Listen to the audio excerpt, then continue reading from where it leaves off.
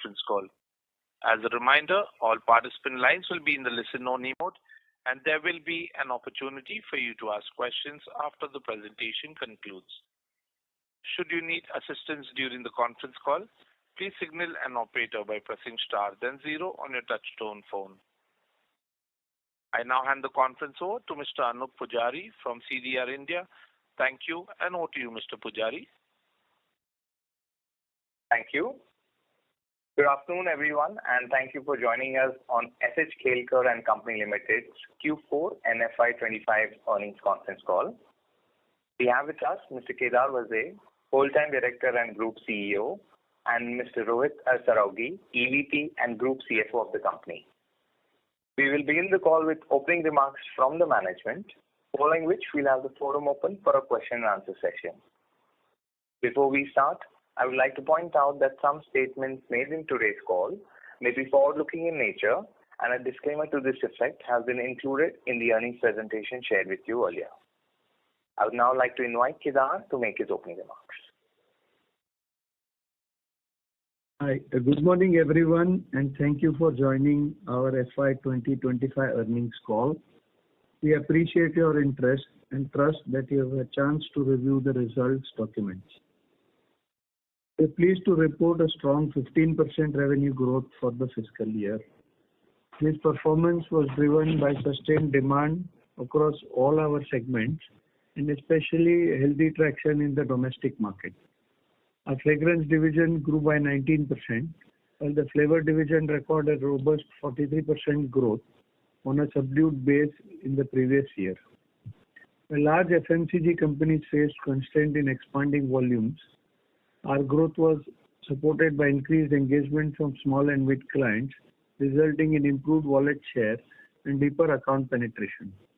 Additionally, contribution from global MNC accounts further supported the overall results. Our European operations also delivered strong growth during the year. As previously communicated, gross margins were impacted in the second half of the year by supply-side constraints. However, we are now seeing signs of improving raw material availability. To mitigate the impact of elevated input costs, we have already implemented price increase measures, and the benefits of which are expected to gradually reflect in our margins in the coming quarters. Notably, the incremental cost associated with our strategic growth initiatives have stabilized, positioning us favorably for margin recovery and operating leverage in the second half of 26 and onwards. Our ingredient segment continues to make steady progress during the year. At this point, we are seeing good emerging opportunities driven by the tariff and China Plus One shift, as well as rising demand traction in the European markets. These trends, coupled with a favorable global export environment, are expected to aid the segment's growth outlook going forward.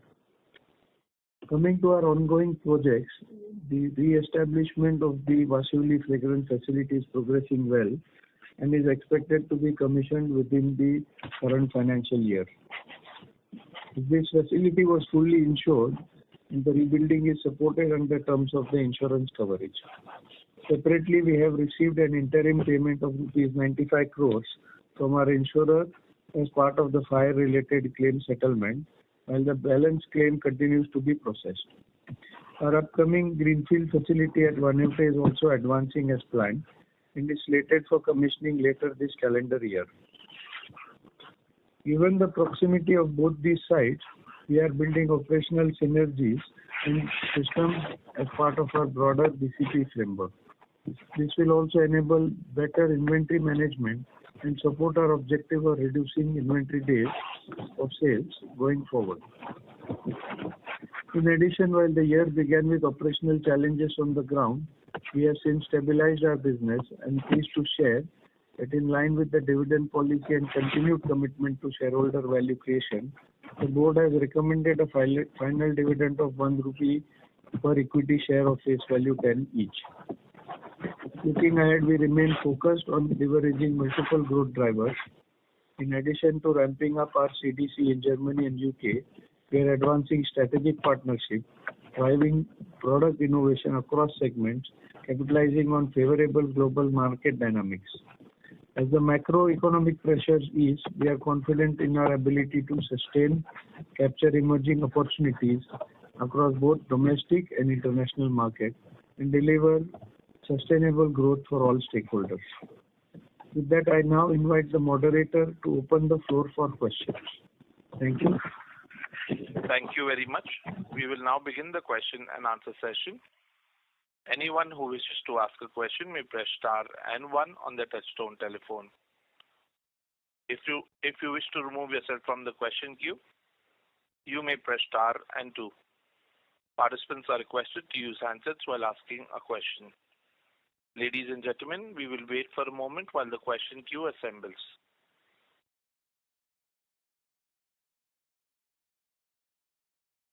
Our first question comes from the line of Madhav from Fidelity. Please go ahead. Hi, good afternoon. Thank you so much for your time. So you spoke about having good multiple growth drivers lined up, and you also mentioned something about favorable market dynamics. Could you give some more color in terms of these comments, and also if you could maybe give us some sort of guidance for FY26 sales growth, that would be really helpful. That's our first question. So, as you know, we have invested in our CDC in Germany. We are upcoming investments in Manchester plus New Jersey. So all these are new geography investments. So they will result in more business in newer geographies for future sustainable growth.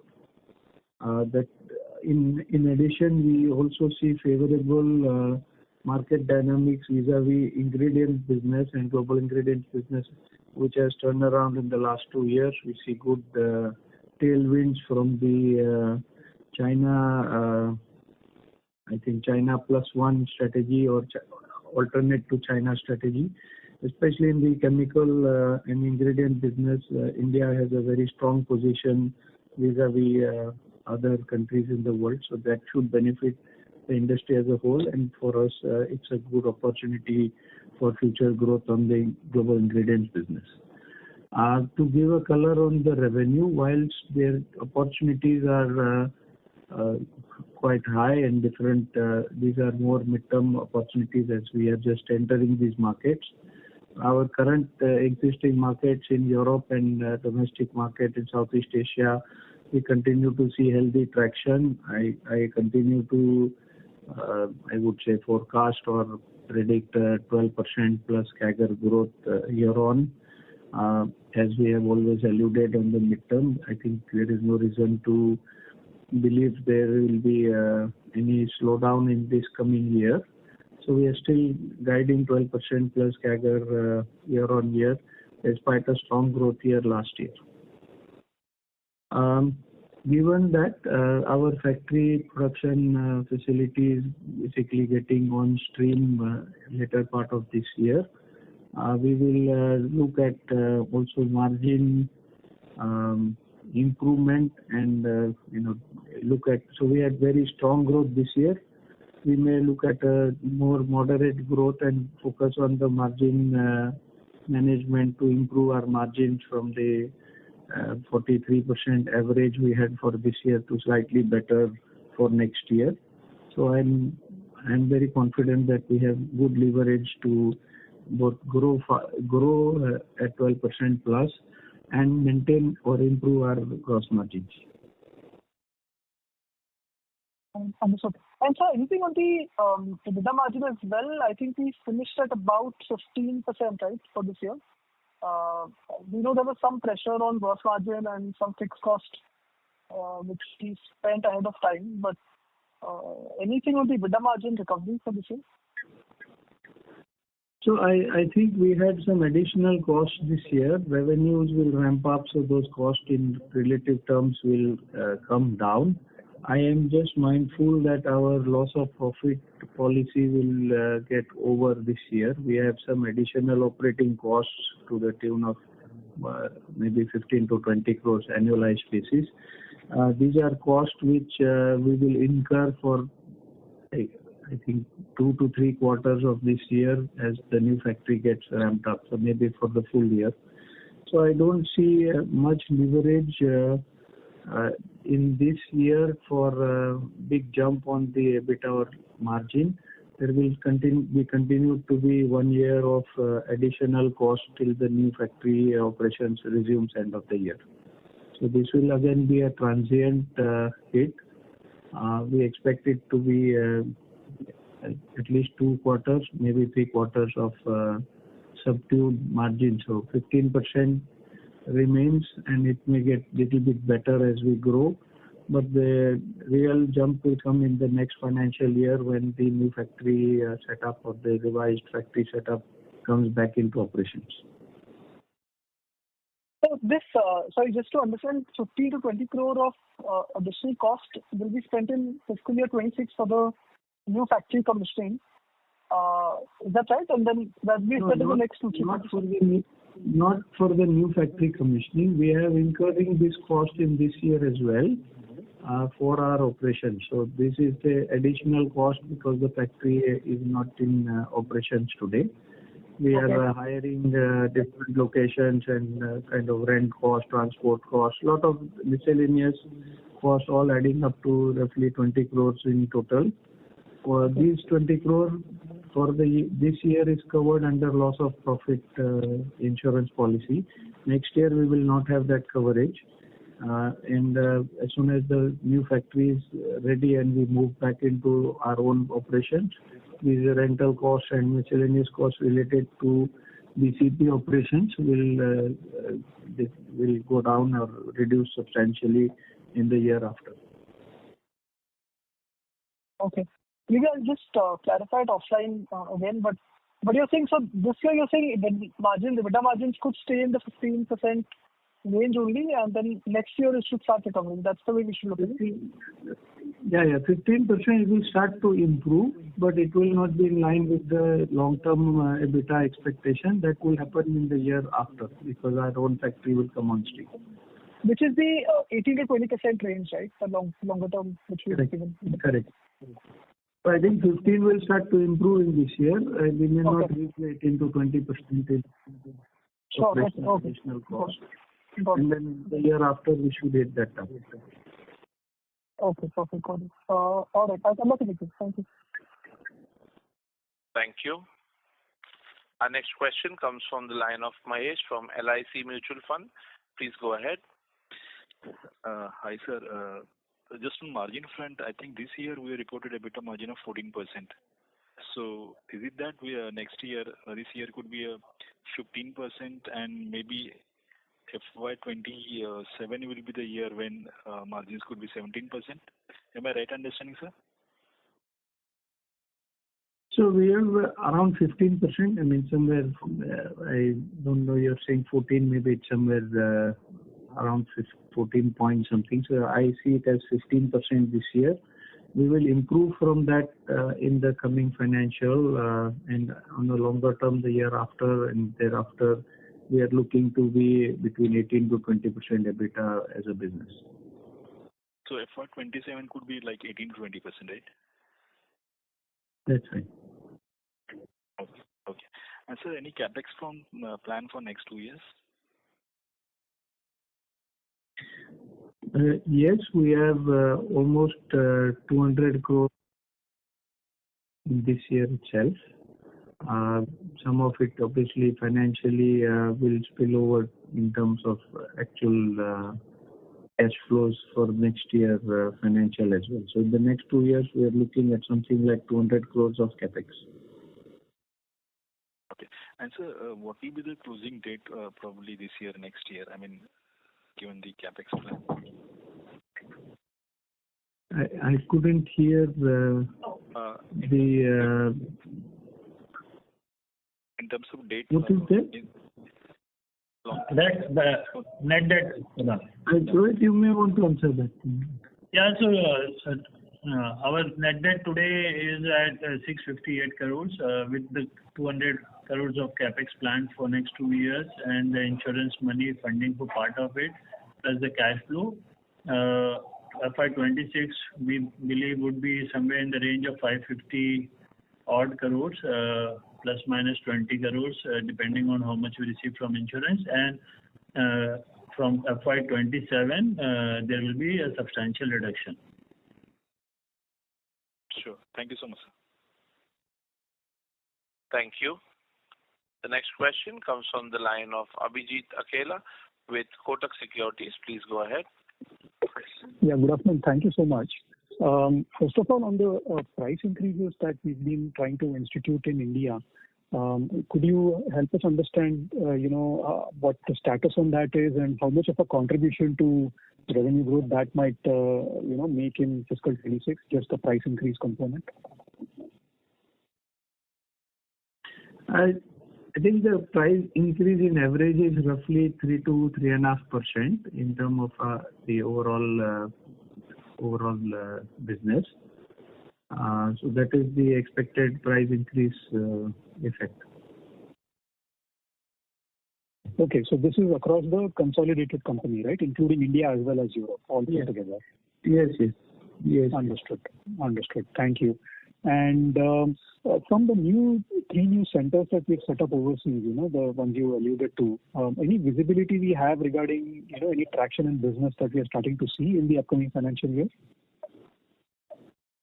So the first center, in Germany, we just completed 1 year from the first, let's say the first nuts and bolts working in the center.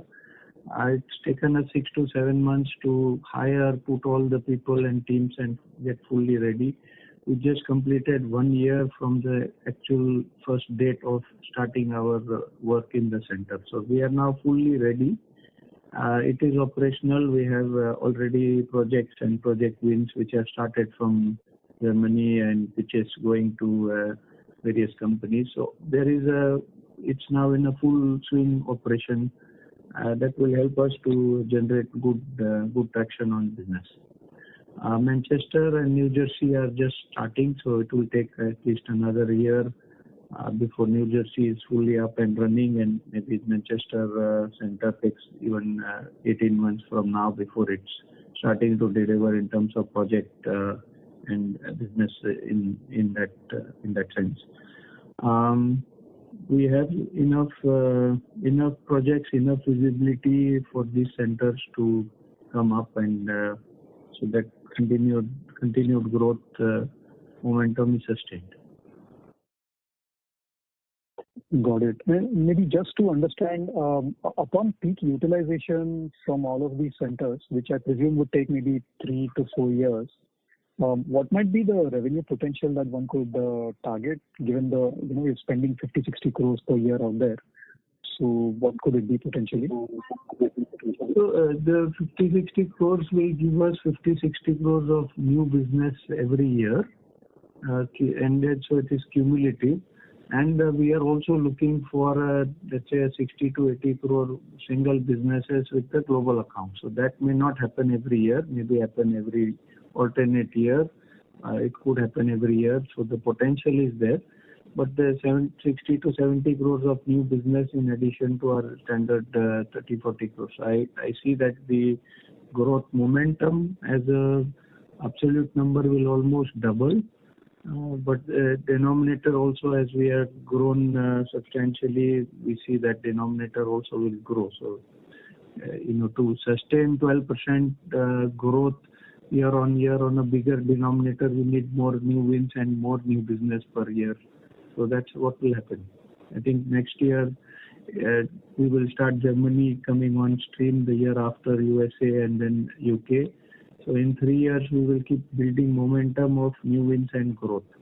I think at its peak, probably 100 crores of new business we will generate from these city centers per year.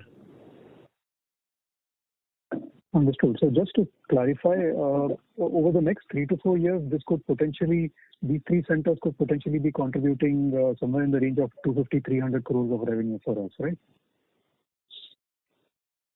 The next 3 years, yes, I would take that number. Got it. Thank you so much.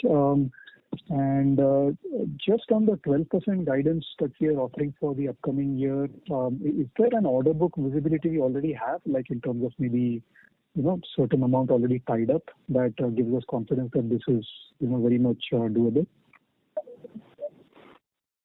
So we don't have many long-term contracts, but we have very good data from how the client behavior and business has been growing in the last years. So we are very confident of this number. We will need to do 7 to 8% of new business wins, which I believe we have consistently done in the last few years. So I am not faced with the 12% number for this year. The momentum is already there, new win pipeline is there, things are in place. I think the challenge will start after a couple of years when we have a bigger denominator. So we need to do the 12% is absolute terms a bigger and bigger number. So that's how we see it. I get the picture. And one last thing before I get back in the queue, if you don't mind. Just on the global ingredients business, where you mentioned that this China plus one tailwinds are creating new opportunities. I was just sort of, hoping to understand. We've always been a fragrance company rather than a chemical company.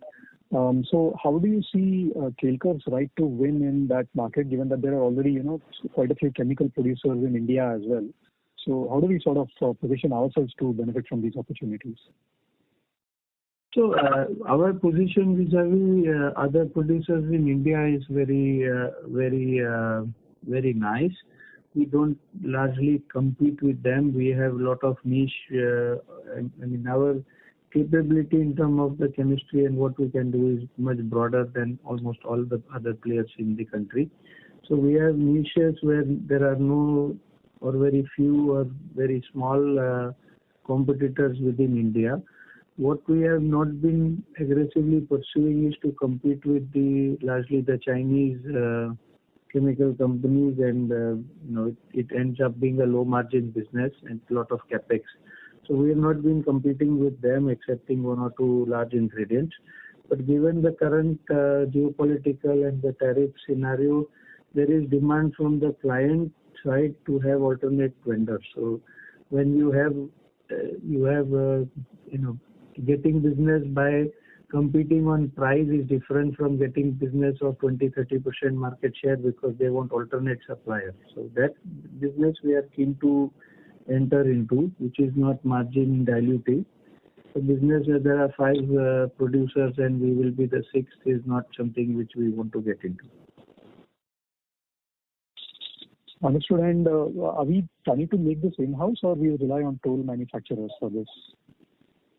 I think it's very early because we are also still not wanting to put any capex till there is clarity on the tariffs and sort of global order of how supply chains will work. So we are not proposing to do any substantial capex at this point. So most of it will be toll manufactured with 1 or 2 steps internally done and the rest done from outside. There is more than adequate chemical production capacities in the country, so we can use our IP and know-how and get it produced from others. Got it. Thank you so much, Kedar. All the best. Thank you. Thank you. Our next question comes from the line of Bharat Gupta from Fair Value Capital. Please go ahead. Hi, Kedar. I hope I'm audible. Couple of questions from my side. So first, when we look at the European fragrance market, so that remained on a flattish note in Q4. Any particular reason for it? And how do you see the growth momentum out there for FY26? So I think in the European context on the capacity, we are reaching the level where we are now starting to our growth being affected by our capacity. We are putting a new facility in this year as well in Europe. So that problem will get solved by mid-year, maybe last quarter of this calendar. So to kind of look at the growth, we have enough growth opportunities. We have not capitalized on everything in Europe in the last quarter, and we will see some level of, I would say, flattish growth. If we're doing double-digit growth, we probably do little 2% lesser than that. but with better margins. So our focus will be on margin improvement to optimize our capacity in the moment till the new capacities come on board the end of the year.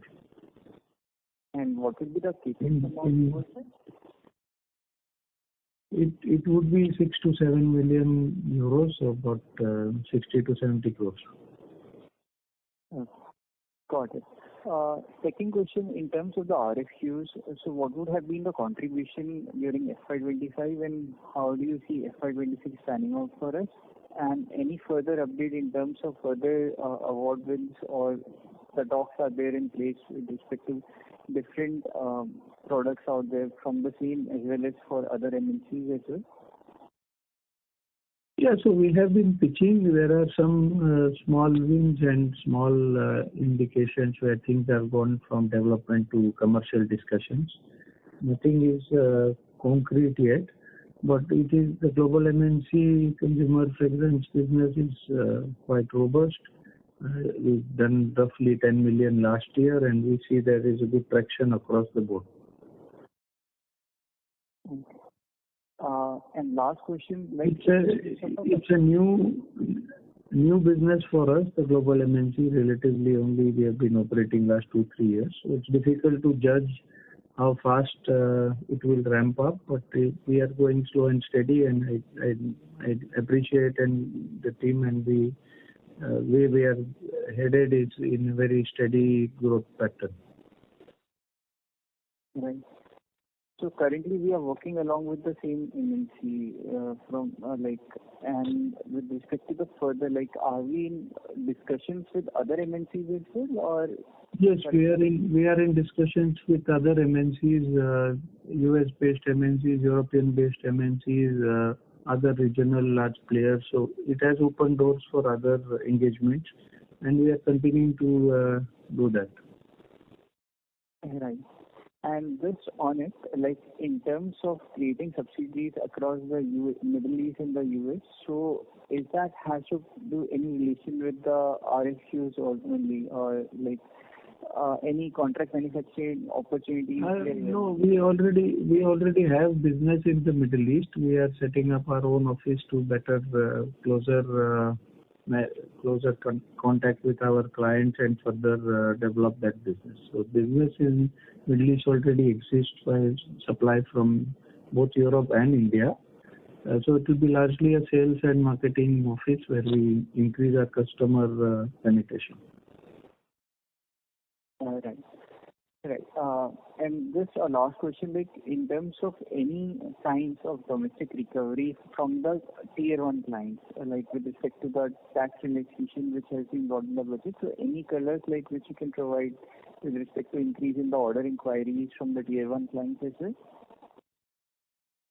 No, we are not seeing substantial either increase, but we also did not see substantial decrease in the last year. We've seen steady growth, 5-6%. It has been quite a normal year for our set of products last year. We are not seeing any signs of any kind of degrowth or substantial up growth or faster growth in this quarter either. So it is steady state for us. It has not degrown last year as what was mostly reported by all the at least the listed entities and what we know in the market. So the industry as a whole, the larger corporates have not grown as fast as the previous years. But we haven't seen that in the portfolio of products they've been buying from us. And we've neither seen any fast growth subsequently. So it's very steady state. It's quite different from the overall business industry view that we have. So for the FY26, we are expecting a higher double digit coming out from the domestic space, because I think in the European context, we will be confined to a single digit growth. That's correct. Right. Thanks, Kedar. That's it from my side. Thank you. Our next question comes from the line of Shivani from Monarch Networth Capital. Please go ahead. Hi, good afternoon. Congratulations on good revenue numbers for this quarter. I have a couple of questions. One, I wanted to know the revenue mix between small, medium, and large customers. If you can give me that split. I don't have that split. I will come back to you on that. I just want to say that the small and medium have been growing double digit plus, and the large have been growing at roughly 7 to 8%, somewhere between 7 and 8% for the year. Sure, that was helpful. Now, secondly, on raw material, although I understand that you guys have re-strategized it and trying to improve the supply chain, but could you suggest what is the mix between local procurement versus what we are sourcing from international market? So I don't again have an exact number, but it's about 60 to 65% is local procurement now. Sure. Next on the flavor segment, we saw soft Q4. Any specific reason for that? And also, are we in talks with any large account, especially from the MNC side, for the flavor segment? So we are in dialogue with a lot of large and small companies, both global MNC brands and large food brands in India as well. So that dialogue and continuing project discussions are on. To your question on softer quarter 4, it's actually in relation to quite a strong quarter 4 last year, which we had a bit of backloading in the year. The first couple of quarters, the demand was slow, and then it picked up in the second half last year. This year, we have seen more even demand. So when you see the fourth quarter versus fourth quarter comparison, you see subdued growth. But quarter on quarter, we are growing. We continue to see that growth, and we are expecting strong, robust 15% plus growth in the flavor segment as well as we move along. Sure. Thank you. That was very helpful. Just one last question, if I may. I wanted to understand more on global ingredient business.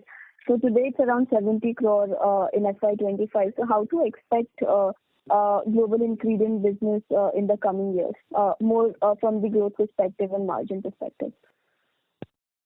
So we are looking at growing this business. It will, it is not going to be 70 growing at 10% kind of business. We either look to invest and grow it by kind of magnitude that we add another 70 crores or 100 crores business in next couple of years, or we just keep the same. But like I mentioned, there are large opportunities which are coming this way. And we will be selective. We will do our strategy in the next couple of months, and then put out to the shareholders and to the strategy what is the net outcome. All I would say is that there are good opportunities in the global ingredient space, and we will not want to get into crowded spaces as there are 5 or 6 competitors, but there are good niche businesses which we can build on top of the 75 crores to further increase our global ingredient business.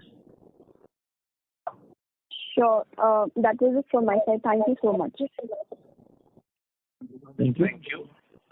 Our next question comes from the line of Prakash Kapadia from Spark PMS. Please go ahead. Yeah. Thanks for the opportunity. 2 or 3 questions from my end. If you could help us understand the balance sheet improvement, given that we were operating with multiple plants because of the fire incident. So any impact on the inventories and at a balance sheet level, would it be possible in FY26 or no? That's the first question. Secondly, in our operating sales, we have a 70 crore contract manufacturing income. So is that for a specific client? Is it multiple clients? Is there a scalability in that side of the business? And on the global MNC, any further insights you could share from a scale or a cross-sell perspective? I think we were looking at $10 million sales for this year. Has that been achieved? So those are my questions. Okay.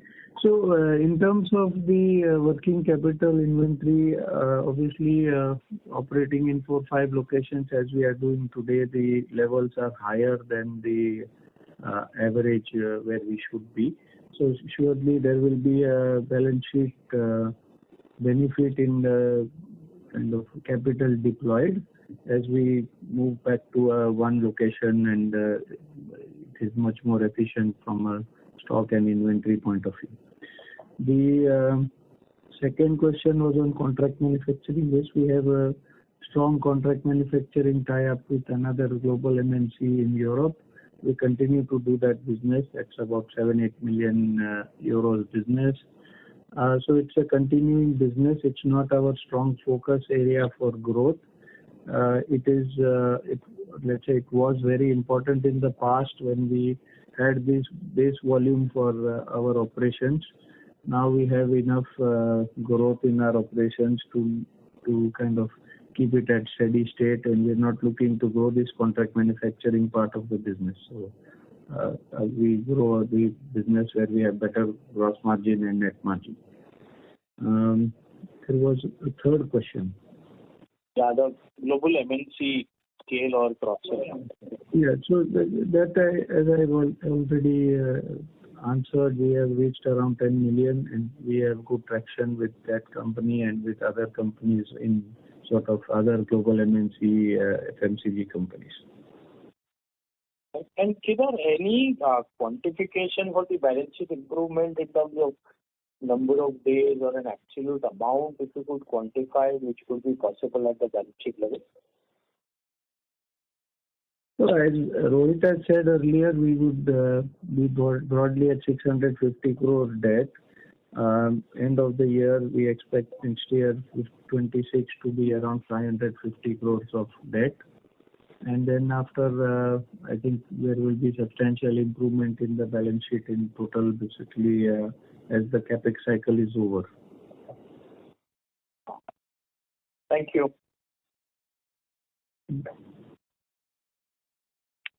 Thank you. Our next question comes from the line of Rohit Nagraj from B&K Securities. Please go ahead. Yeah, thanks for the opportunity. The first question. So before you go ahead, sorry to interrupt you, sir. May I request you to use your handset, sir? The audio is not coming in clear, sir. Hello? Not yet, sir. If you're using a Bluetooth device, I would request you to... Is it better? Yes, sir. Please go ahead. Thank you, sir. Yeah. So first question, again, on the balance sheet front. So we have currently debt about 660 crores.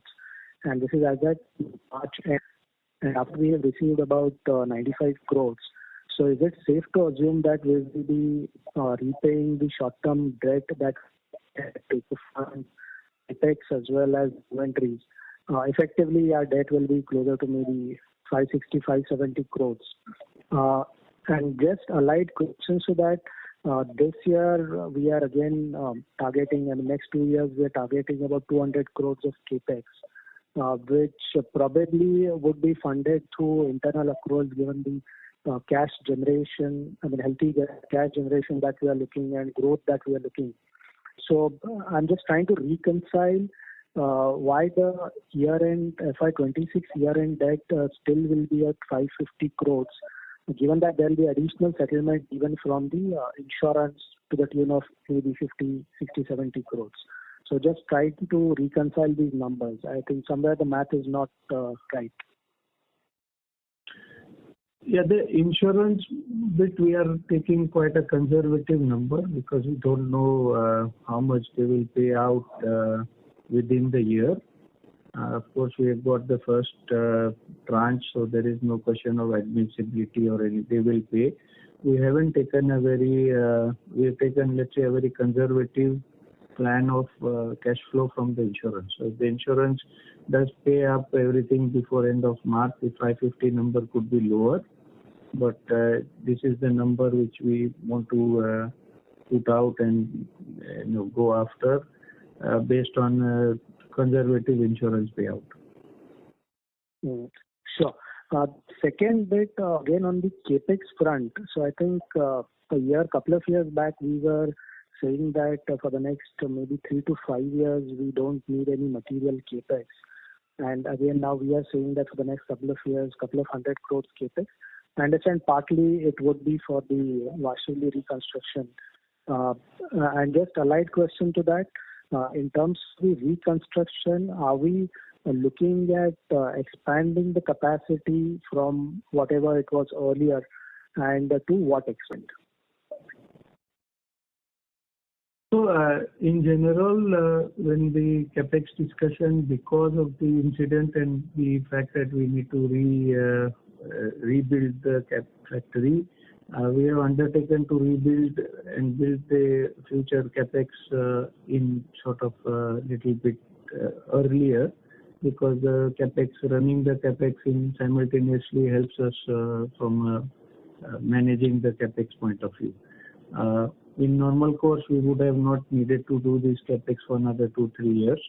But given the magnitude of the incident and the overall capex plan, we have decided to put additional factory in parallel with the rebuilding of the Vashili factory. And we will look at sort of closing down the Mulund operations in a faster than originally planned way, and some part of the OPEX cost that we incur there will reduce and offset this capex. Right, and just one clarification. So effectively, after this capacity expansion, what is the kind of incremental capex that will be running? Is it only to the extent of maintenance capex for the next 3-4 years once this facility is up and running? From the India perspective, we have no growth capex planned for creation and development. That is sort of fully laid out. We have with these two new factories on the fragrance, largely we will not require any capex. On the flavors, it depends on the growth rate. So if we do higher than 15% growth for 3-4 years, we may need some incremental investment in flavor capacity. But as a general basis, I think our fragrance requirements for capex will be these 2 plants, and then we don't need much capex for the next 10 years. Fair enough. That's all from my side. Thanks a lot and all the best. Thank you. Thank you. Our next question comes from the line of Yash Sinha from MIPL office. Please go ahead. Hi, am I audible? Yes, sir. Please go ahead, sir. Yes. Hi, most of my questions are already answered, but I had a couple more. First, from a bookkeeping perspective, noticed that you guys collected about 90 crores out of the insurance payment this quarter. The total claim, from my understanding, is around 160 crores, right? What's the timeline to kind of recoup the balance amount? It's not clear. Technically, we have made the claim, so anytime it can come in. But practically, I think we need only 6 to 9 months of further follow-up to look at the balance amount to come in. It will happen so the total insured amount, let's say, is ballpark 300 crores with all loss of profit and so on and so forth. So it will happen roughly 100 crores a year. Firstly, the inventory, second is the capex replacement, and the third is loss of profit. So this is our expectation in how the insurance monies will come in. So this year it will be 95 crores. This will be a 2 to 3 year process? Yeah, so 95, which is inventory, we'll get some additional monies on inventory this year. For the capex, probably early next year financial. Loss of profit we will push, but these are kind of long processes. So I think 2 years is a fair time to receive all the balance insurance monies. Got it. My last question is, from my understanding, you're making inroads with a fairly large FMCG player in India for your flavors division. Are we expecting any material increases in the flavors business in India this year, or is that something that will take slightly longer to really materialize? Yeah, so the typical plant audit on the flavors are more strict because of the final food and infant and pharma sort of applications. So plant audits, etc., have been completed. We are sort of approved vendors. We are submitting different flavor ideas. So it's a process. Now, part of it is already in the 15% CAGR growth that we indicate. If there is something specific, large contract over and above this, then we will communicate to the street. Got it. And that ties into my third question, which is this 15% guidance that you've given for FY26. That includes any expected revenues from existing clientele only, or also you've also factored in any additional client wins for the year? Yeah, so existing and new clients, new geographies, so flavors as well. We are expanding to Middle East, Southeast Asia, some of the markets. So yes, it is an ongoing process, the creation, development, and market development. It's an ongoing process. So the thing I was trying to arrive was that in a base case scenario, this 15% includes some growth expected from your European and Middle Eastern markets. But if you were to assume only growth from your existing clientele, what number would that be exactly?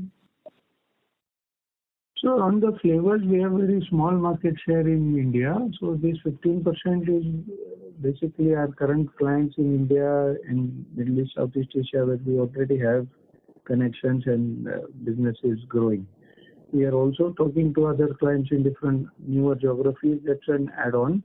We are not considering that in the 15%. So 15% is the base case with the existing clients and existing geographies. Okay, got it. Congratulations on a good set of numbers and all the best. Thanks. Thank you. Thank you. Ladies and gentlemen, that was the last question for the day. I now hand the conference over to the management for closing comments. Thank you. I hope we have been able to answer all your questions satisfactorily. Should you feel any further clarification or would like to know more about the company, please feel free to contact our team or CDR India. Thank you once again for taking the time to join us on this call. Thank you. On behalf of SH Kelkar and Company Limited, that concludes this conference. Thank you for joining us, and you may now disconnect your lines.